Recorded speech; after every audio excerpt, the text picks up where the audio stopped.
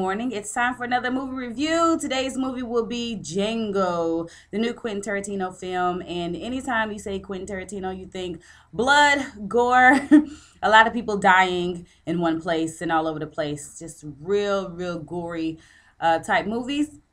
Django did not disappoint. This movie, interesting enough, it's a look back at slavery from a different perspective. It's given a Western twist to it. Jamie Foxx plays the main character who's a slave.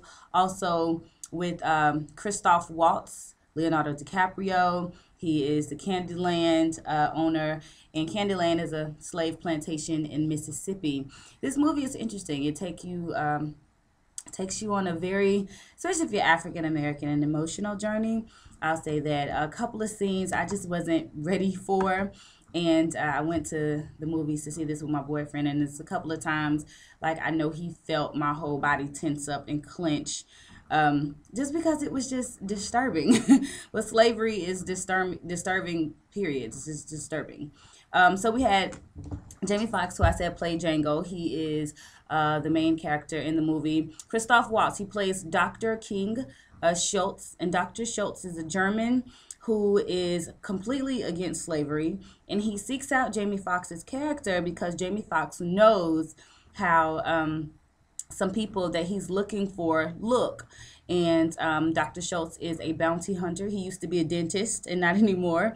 He's taken up the skill of bounty hunting, and he enlists Jamie Foxx's character Django as his partner.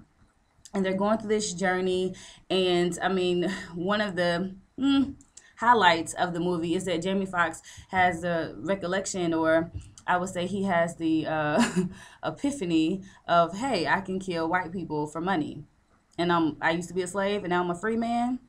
Hell yeah, I'm on board. And so this is kind of how their friendship goes. And Jamie Foxx, after being with Dr. Schultz for a while, relates to him that he wants to find his wife, and that leads them to the Mississippi plantation of Candyland, where they meet up with Leonardo DiCaprio's character. Now, I'm gonna tell you, somebody in the movie that you're gonna absolutely despise and cringe every time he steps to the camera. That is the character played by Samuel L. Jackson. He plays Steven. And Steven is this black man who has no regard for other black people.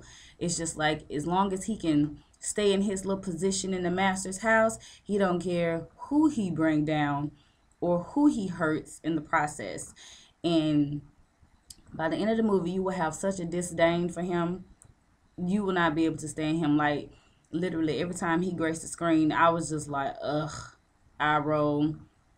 Wanted to drop some F-bombs. Like, he was horrible. He played his character very good. The wonderful Kerry Washington, who everyone loves, she plays Jamie Foxx's wife, and her character, she is Broomhilda. And I can see, I saw a lot of different interviews and read a lot of articles where she talked about how this character was very difficult for her. I can see how it was difficult for her. I can see how the whole movie was difficult for everybody. I remember Leonardo DiCaprio saying he wasn't sure if he wanted to play the character because of he's such a racist person in the movie. And you have to commend the actors and actresses that take on these roles, because literally they become these characters, and you forget that these aren't the real characters, and that is hard to do. So kudos to Kerry Washington. I know she said in one of the scenes she was being whipped, in which when she was being whipped, she actually got hit with the whip in real life, and she said it was just earth-shattering, horrible for her, because she was like, people lived through that and really had to endure it, but it made her appreciate her role and her character. And I think this, the movie came out Christmas Day.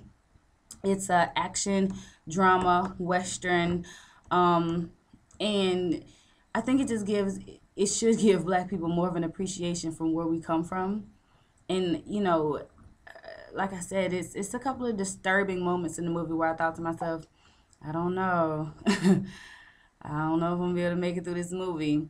Overall, the movie was absolutely good. It was really, really good. And in the end, justice, I'm talking about true justice was inflicted upon those who needed it. I will say that. I don't want to tell the movie. The whole movie, about 2 hours and 45 minutes. So you're looking at being there for a while, about 165 minutes. But like I said, it's a really good movie. I encourage you to go see it.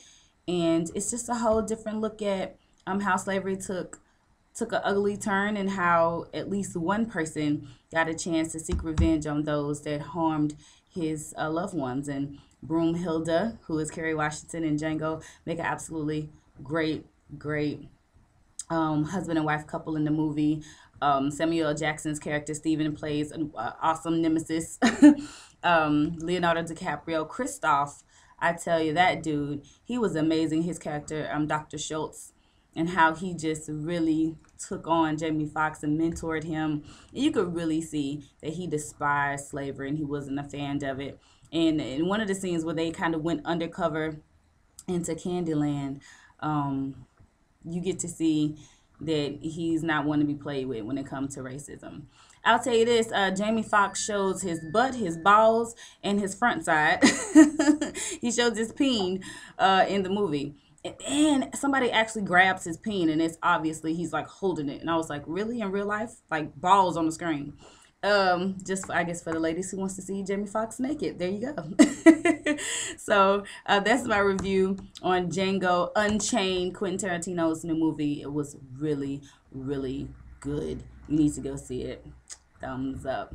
Enjoy yourselves, my good friends.